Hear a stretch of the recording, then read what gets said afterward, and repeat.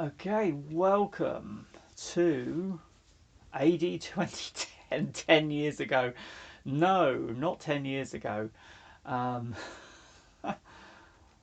Actually, you know what? This is Crude Busters, by the way. This is definitely another one of my favourites. Oh, 20 years after. So this is, my goodness, so this is in 2030. So we've still got 20 years to go. I'm actually going to quit this game a second because I want to see when Crude Busters.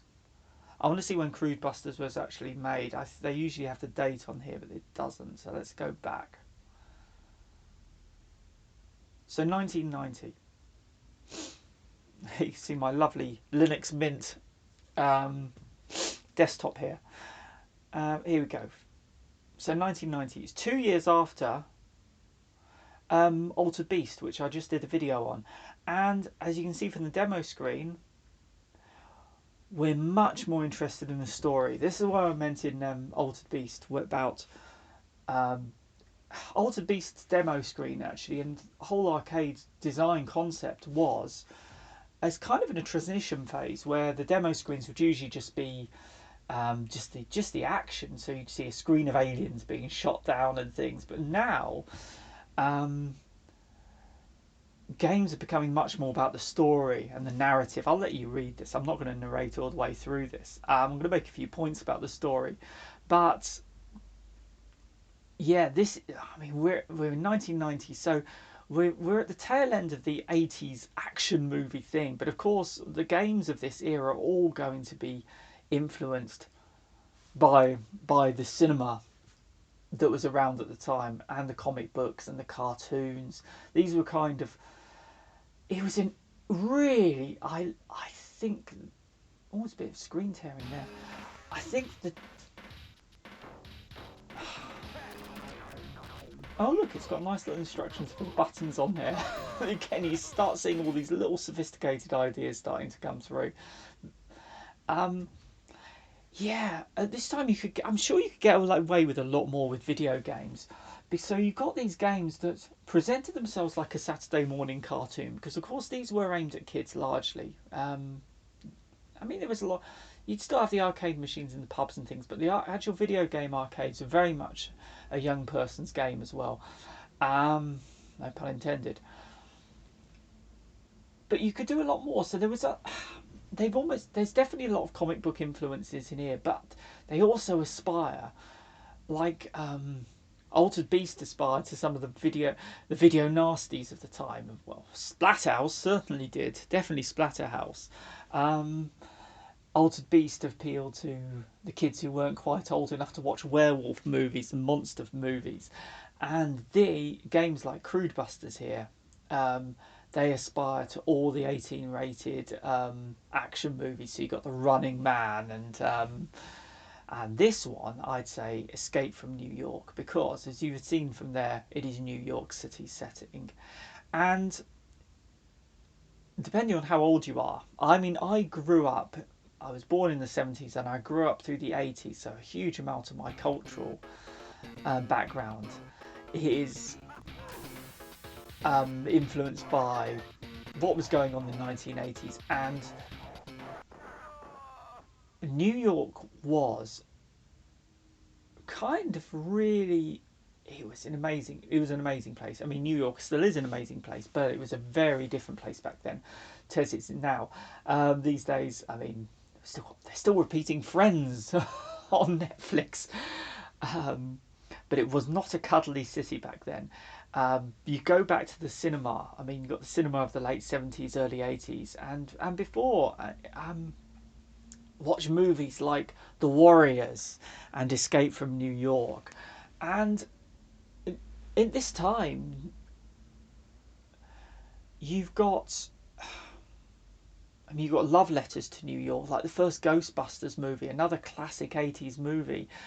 Um, but this time, New York was a very different place to as it is now. It was crime ridden, it hadn't been cleaned up yet, and the images as a young boy growing up in England were of tube trains covered in graffiti and of gangs and of post-apocalyptic visions. And New York was seriously on the brink of collapse. It was seen as this sort of failed experiment in capitalism. And there were so many echoes of this in popular culture. Oh, there's the date for 1990 there. I didn't need to reset at all. And around this time, everyone was thinking, yeah, urban decay was a big thing, and New York was the poster boy for it, for urban decay. It was Gotham City, and it was a nightmare slum, and it was absolutely fantastic. And then it was all cleaned up, and it became Seinfeld and Friends. But I'll always remember it as, I mean, even Planet of the Apes. You've got the ruins of the Statue of Liberty there. I mean, the symbol of. I mean, even if you look at us going as, I suppose, Independence Day was something completely different with the destruction of these landmarks. Anyway, it was a very different place. And yes, I'm not surprised they set this game. And it'd be interesting actually as I'm going through some of these late 80s, early 90s fighting games especially. I'm going to be keeping an eye out. I'm going to keep an eye out and see, just tally up New York influences in this. Because, yeah, we all knew that New York was a dangerous, badass place to be. Especially if you didn't live in America. So let's have a go. Let's have a look. Now, a feeling I did play this in the arcades. This is one of the games I have played. And I think I should have done a little bit of homework on action movie references. Now, the chaps were beating up it. I mean, we're sort of very generic. They haven't actually, I'm quite impressed, they haven't gone. I should say, I love the music in this. I'm trying to get used to the controls. I should be able to jump. What's the jump control? Oh, here we go. Jump down that guy before he drops shurikens on me. The music in this game, I love. And those guys who are running at me. Now, I've forgotten the name of... He's the Chinese action movie star. He was in Big Trouble in Little China. He was in Lethal Weapon. He was in Die Hard, and I've forgotten his name. I'm sure that's supposed to be him with the long hair and the beard there and the martial arts. I don't think he's a Danny Trejo, actually, is he? No. Anyway, if anyone put his name in the comments, or I'll look it up anyway. There's not too. I don't know if there's how many other action movie stars we've going to see being reused in this, but he's definitely in there. And you've got the other staple I was talking about. Not concentrating enough on this. Oh God, this guy's taking a lot of punishment. Oh, there we go. You see, you keep on hitting him off screen. That's not good. He should have gone down by now. Anyway, I say about graffiti on tube trains in New York and subway trains. So graffiti in the background on this game is good design. Oh gosh, this guy's... Can I speed up killing him? Come on.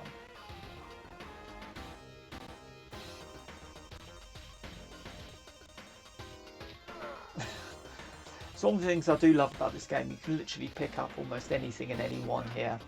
And it advertises the fact. It's a good thing. It's called Crude Buster. I was going to say it's quite crude animation. But I do like the art style in this game.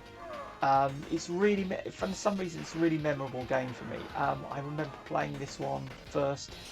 It's another French arcade that I played. This one, I grew up on the south coast of England, by the way, near Portsmouth. So France was very near to us. And this one I played, playing like a pudding in this. Can't get a handle of the button arrangement, I have to say, on my controller is really unintuitive at the moment.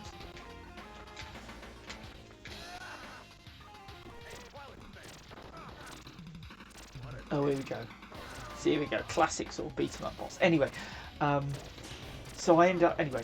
Yeah, France was quite nearby, so I'd always end up at the end of a holiday. And they did have some pretty good arcade machines in France, in French arcades. Sometimes better than ones I'd see in the UK. And this one was on a ferry, and I had a pocket full of francs again. Pre-Euro, thank you very much. I love this guy's high heels. Anyway, and I remember playing this on the ferry with a friend on the way back, and it was such a laugh. So 1990, I'll have to see when things like Final Fights were coming out, because can I pick up that snake? No, I can't. The graphic style is very different to some of the other beat-em-ups that would become popular later on. It's a lot more stylized, and I love that. I think there's a lot of beat-em-ups that came later that took themselves too seriously and tried to do punch the snake off the screen. See, this one is just knows it's ridiculous and it's camping it up all over the place. And I remember hammering the buttons trying to see if I could punch more out of this, and just little things like slugging coda and everything. Quite crude animations, but so much character in them.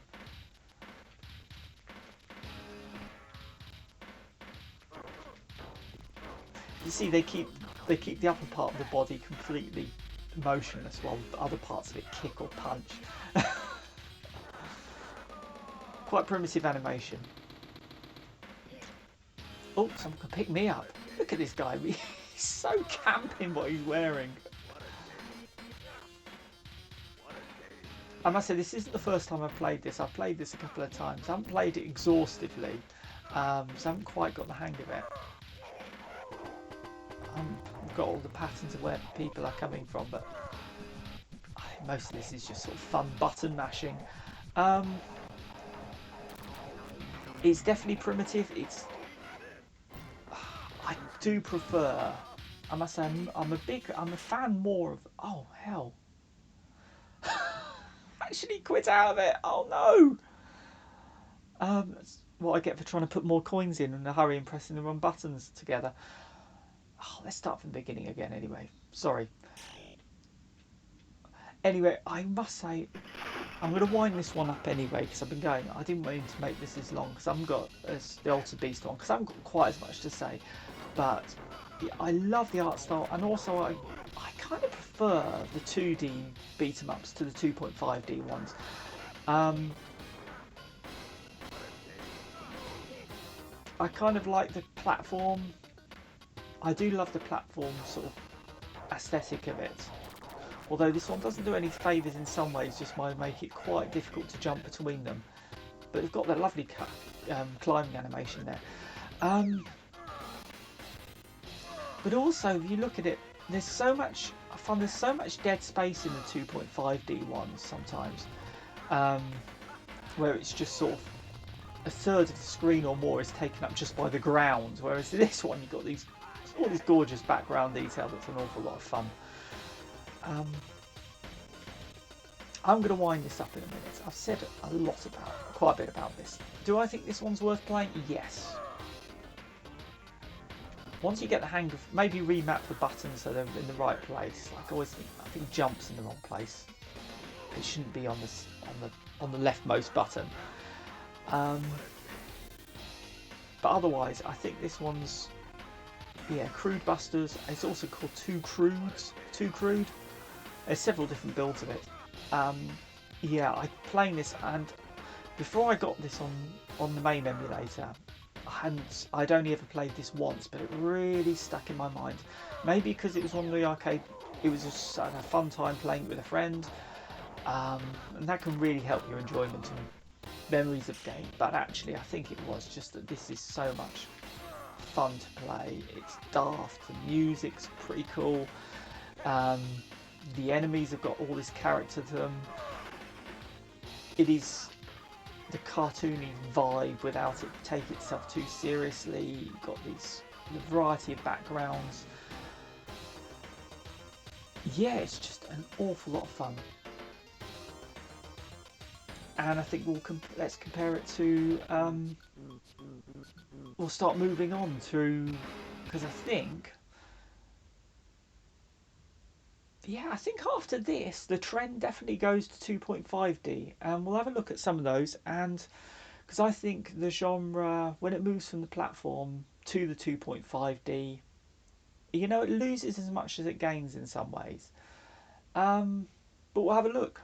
There's some good 2.5D ones I really want to look at. There's some on here that I have never played before, so that'll be fun. But Crude Busters, yeah, absolutely. I think a bona fide classic, and what another one I feel should have more recognition. I don't see it on any compilations or anything. I don't think it got coin op home console conversions. It was never one of those dreaded coin op conversions. I'll have to have a look on some of the other ROMs I've got. Yeah, great fun. Go Crudes.